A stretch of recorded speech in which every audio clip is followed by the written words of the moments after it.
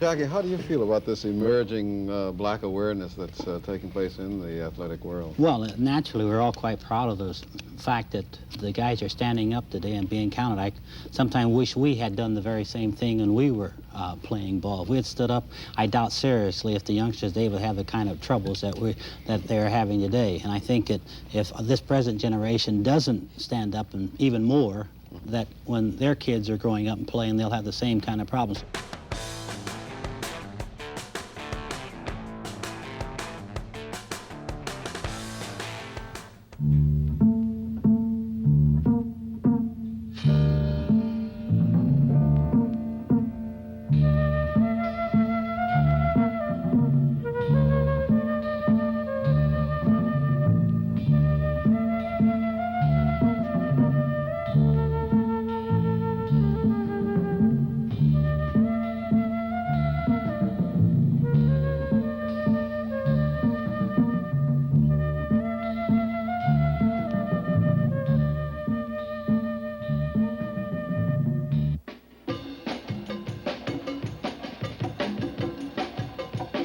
One area in this country where we have demonstrated our excellence is the athletic arena. However, if we check it out, we find that racism in America knows no boundary lines, that the black athlete has also been a victim of foul play. With Black Journal tonight are 5 brothers who know this from experience. Jackie Robinson, the man who broke the color line in professional sports in this country, one of the greatest athletes of his time. He made history with the Brooklyn Dodgers as the first black man permitted in Major League Baseball. He went on to become Rookie of the Year and one of the National League's most outstanding players for years to follow. In 1962, he was elected to baseball's Hall of Fame. Today, Jackie Robinson is devoting his energies to helping his black brothers and sisters gain a stronger economic and political foothold in this country. Bill Russell, the man who led the Boston Celtics to 10 world championships over the last 12 years. In 1968, he became the first black coach in the National Basketball Association.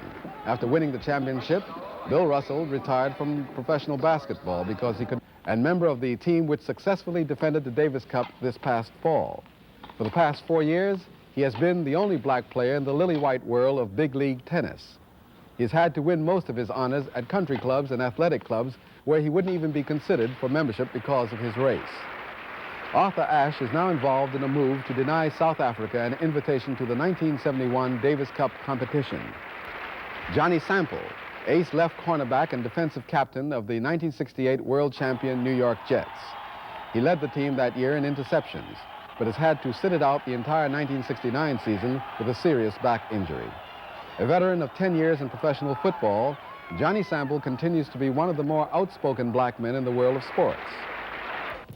Harry Edwards, organizer of the dramatic and now historic black protest at the 1968 Olympics.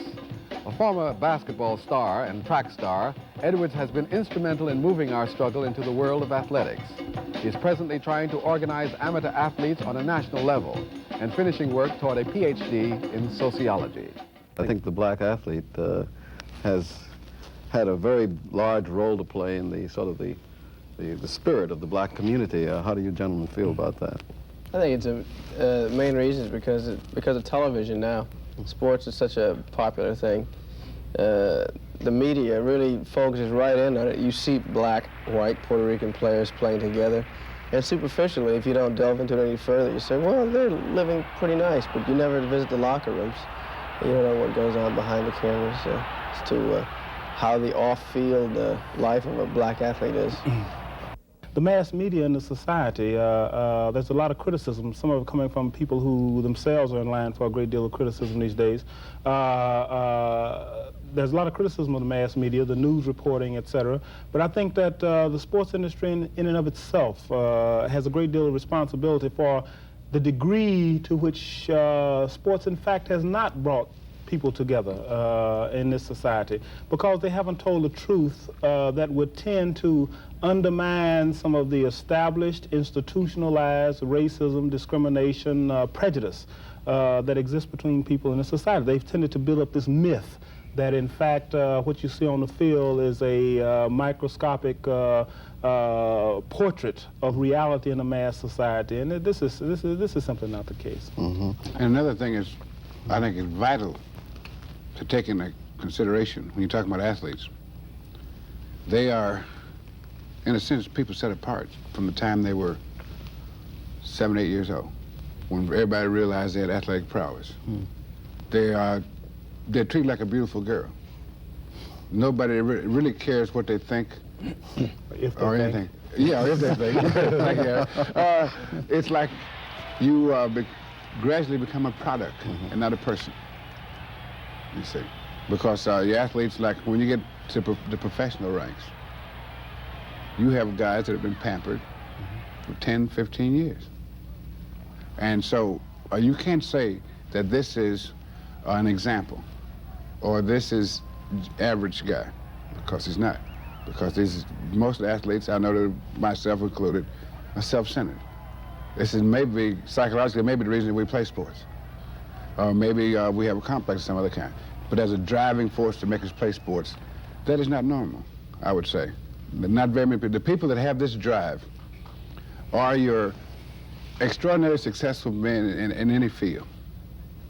I think that I worked as hard and had to have as much knowledge in my field to reach where I did as, say, the president of General Motors had to get to the top of his field. Further. Yes.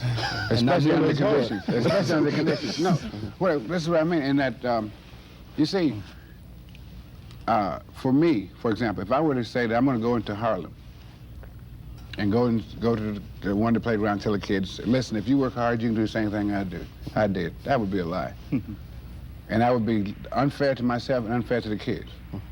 And I can say to kids, do your best and fight it every day. But to say that I'm an example of the greatness of the country, that's not true.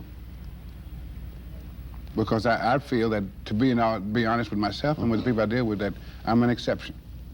And have been treated as an exception for years and years and years. The problem that we have is that they only want to treat me as an exception in certain areas.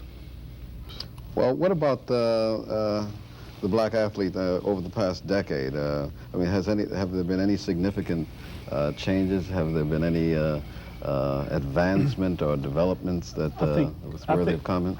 I think that what we have to understand about the, quote, progress, unquote, that we've made is that most of this have been, people have been opening gates. Bill Russell, for instance, in basketball, has been opening gates. Maybe if it hadn't been for Bill Russell, maybe Lenny Wilkins wouldn't be coaching a team. The same things happened in baseball. Jackie Robinson opened the gate for black players. Now black players in baseball, for instance, have become legitimate. In other words, they're acceptable. But we still have to push to knock down these other barriers where tokenism exists. For all practical purposes, we do not have any black coaches today in professional athletics. For all practical purposes. We don't have anything where a black kid can go into professional athletics and do a good job and say, well, I can look forward to being a manager or a coach with equal validity with some of the whites. I just don't think that this is possible. I think that it's something that is coming and something we must continue to push for, but I don't think that tokenism necessarily means progress. I think what most people fail to realize is, and I get this question all the time, being the only black in tennis right now, they say, you know, tennis has really been good to you. And I'd like to compare this with team sports, which are in effect nothing but small corporations. They're still run for their stockholders. And they still want to make money. And if they don't make money, somebody's going to sell that franchise to somebody who thinks he can make money. To that extent, any professional baseball team or any professional athletic team is just like another small corporation with the president and vice president, its hierarchy of administrative personnel and so forth. And you're saying this hierarchy right. will not no take, different. Athletics is no different than any other corporation where they may have some of the same racist attitudes about hiring blacks at this or that level. And as Harry said, tokenism may be construed as progress. So you would say that there is racism is pretty rampant. I would just like to say that pretty prevalent anyway in athletics is huge business. And in fact, my biggest single evidence of that is that in the Super Bowl last year, which was on television, the cost of advertising for 1 minute was about $180,000. That's the most that has ever been paid for 1 minute on television.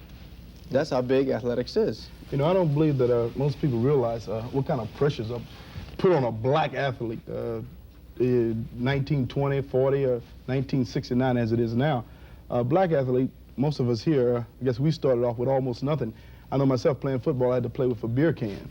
You know, and things like, I'm sure Jackie Robinson started playing baseball, probably hitting an orange or something, or whatever it was. You know, but you start off with nothing. And as you come up the ladder, you know, you have to work, strive, and work that much harder because you don't have the facilities to work with. You don't have the coaching or the people to give you the instructions. And once you do make it to professional basketball, football, baseball, tennis, or whatever it may be, you see things happen around you.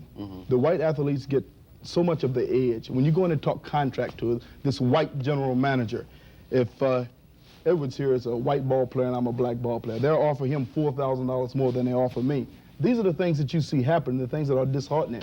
After the season is over, the white ball player goes out and gets a job making $15,000, $20,000 in the off season, when the black ball player has to go out and get a job making $100 a week. These are the things that are disheartening and really makes the black athlete feel bad. And then in professional football, which I am connected with, there are no black managers or coaches. I mean, head coaches.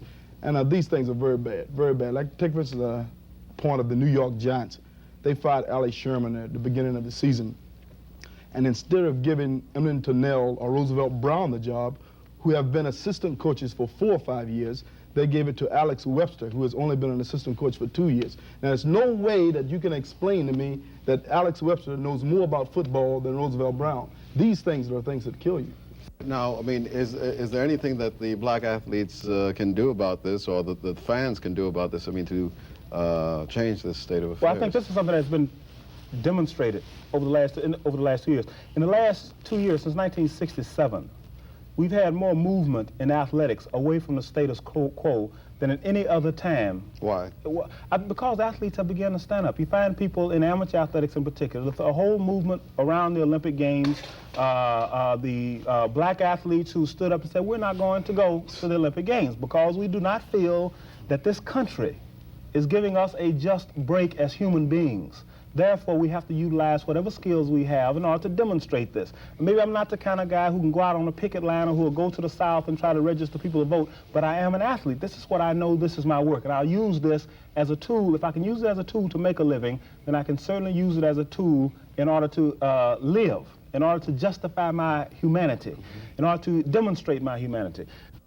I don't think that, that now we can, where we reached the point where, because first I have to precede this by saying that I think that if the kids today are not willing to stand up and fight, then forget it, period. It is. Forget it. It's not a matter of putting it off for 10 years. Right. I haven't got 10 years. It's not a matter of delaying it, because it's like it's now or never. I think it's that serious. I really think it's that serious. Jackie, how do you feel about this emerging black awareness that's taking place in the athletic world? Well, naturally, we're all quite proud of the fact that the guys are standing up today and being counted. I sometimes wish we had done the very same thing when we were playing ball. If we had stood up, I doubt seriously if the youngsters today would have the kind of troubles that they're having today. And I think that if this present generation doesn't stand up, and even more, that when their kids are growing up and playing, they'll have the same kind of problem. So it behooves these kids to stand up and do everything they possibly can. But there's one thing that concerns me, and I wonder what the feeling is here. How do you feel about the golf situation where the South Africans come here and Gary Player has gone back with over $100,000 of our money, and black guys can't even get it. It seems to me that there ought to be some kind of some kind of loud protest against this kind of thing. We've attempted to contact a number of some of the golfers. We've had difficulty getting in touch with them, and the one that we have got in touch with, was very short. How are you going to get any cooperation with them when they wouldn't even let Sifford play in the golf tournament in Atlanta? This was the golf players themselves, I'm told, who barred Sifford. So how can we expect the golfers to join in? When you say we, who do you mean we? We who? People who are concerned in the movement, various sports writers, myself, people who worked with us to organize the movement during the Olympic Games. Is there some sort of organization of the? It's not a formal organization. I think probably the only formality is that in the whole thing at this particular point is a simple fact that I don't care what the protest is, eventually it leads back to me in one way or another, and I tend to hold the thing down. We are developing a formal organization which we hope to have on the ground by off the ground by this coming fall, an athletic federation that I think will take up a lot of the slack that a number of us have been trying to hold down since the Olympic Games. But this goes back to a thing, you know, like you said about the golfers or anything else. The black athlete has to take a stand. You know, no matter how much you talk or what you say or what you see happen, it goes back to the simple point whether you have to take a stand. You have to believe in something, you have to have a principle, and you have to stand up for it. No matter what happens, come hell or high water, you have to take your stand and you have to stand by it.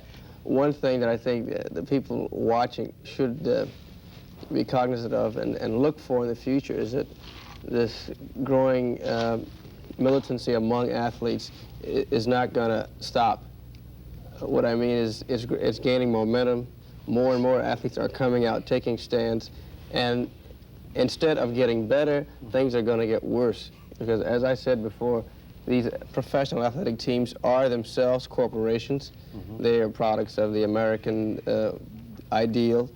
That ideal is sometimes twisted. Most of the time it is twisted. Mm-hmm. But what I mean is, it is full of all the good and the bad, as the society shows. And instead of getting better, it's going to get worse, and you're going to see more demonstrations. You're going to see more manifestos, one way or another. You're going to see more athletes, even on an amateur level, jeopardizing their professional chances, saying we won't play that team or against this college because of so-and-so. And I just said that it's not going to make headlines like it used to.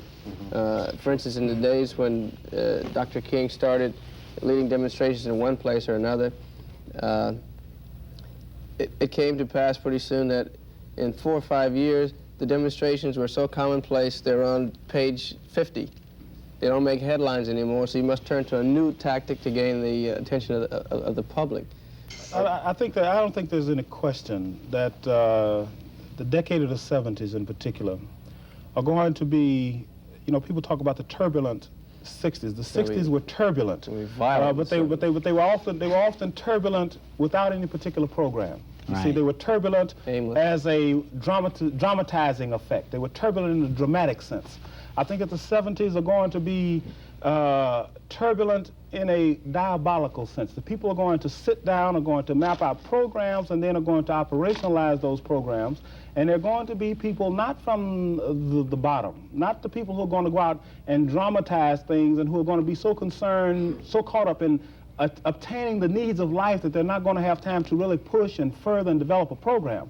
They're going to be people from middle class and upper classes who are going to sit down and look at this society and are going to begin to take apart those links of injustice and oppression that have been forged in this country for the last 400 years, and going to begin to snap them one by one. And I think that athletics is going to be as much caught up in this as anything else. We're going to have some black managers before 1975 in this country. Or the chances are that, you know, in order to hold a baseball game or to hold a basketball game, we'll have to have the National Guard out. Right. I mean, this is common sense. And I think that a person has to be insane not to see this. You see, you'd have to be crazy not to see this.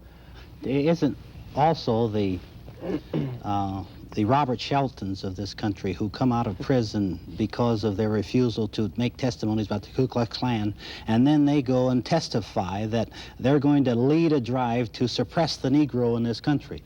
Now, we don't hear anything coming from the Attorney General's office about this kind of a guy, but you let a Harry Edwards say we're going to organize so the black people can have the same rights, and the whole country comes up in the air, but not a word has been said except a small thing in the newspaper about Robert Shelton's threats against black people. Let me make one statement, one very brief statement. I'll make it. You know, I'm not concerned about the Robert Sheltons. No. I really am not, because I've really found that the Robert Sheltons you can spot a mile off.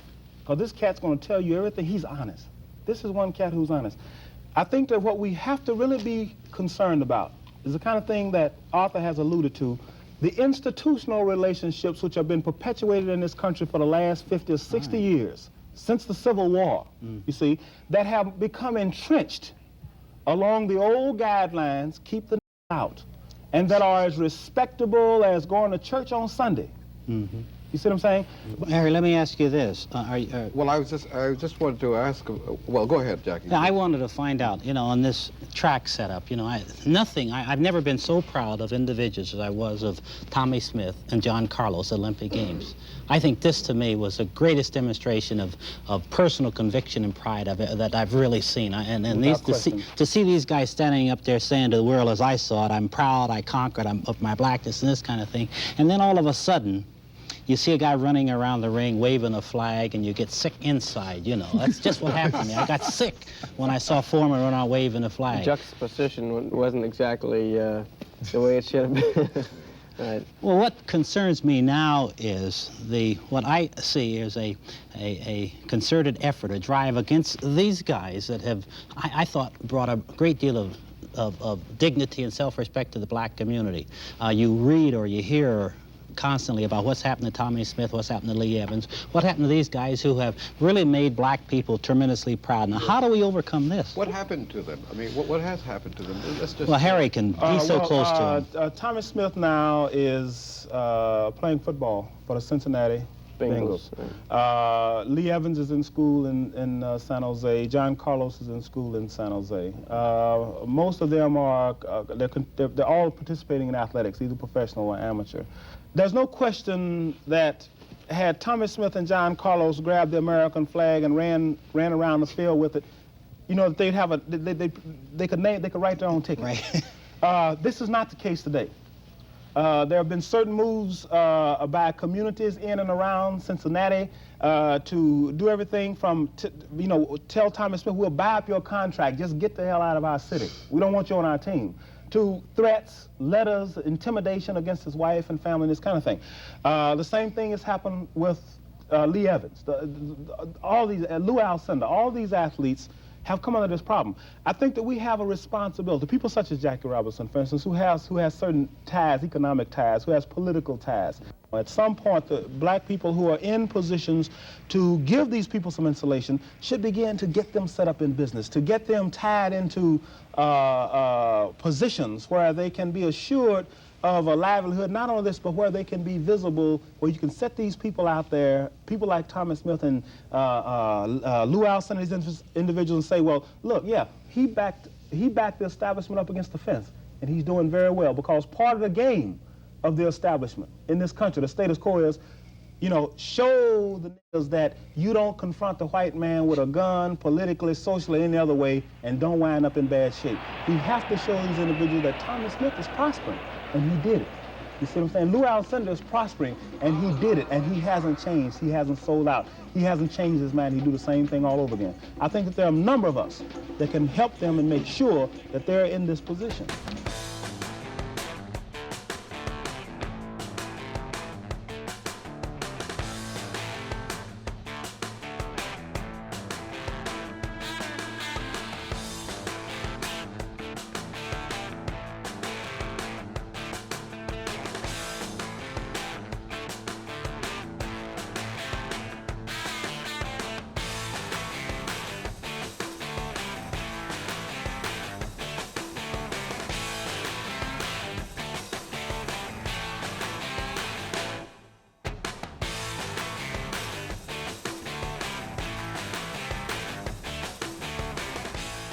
I'm Lou House.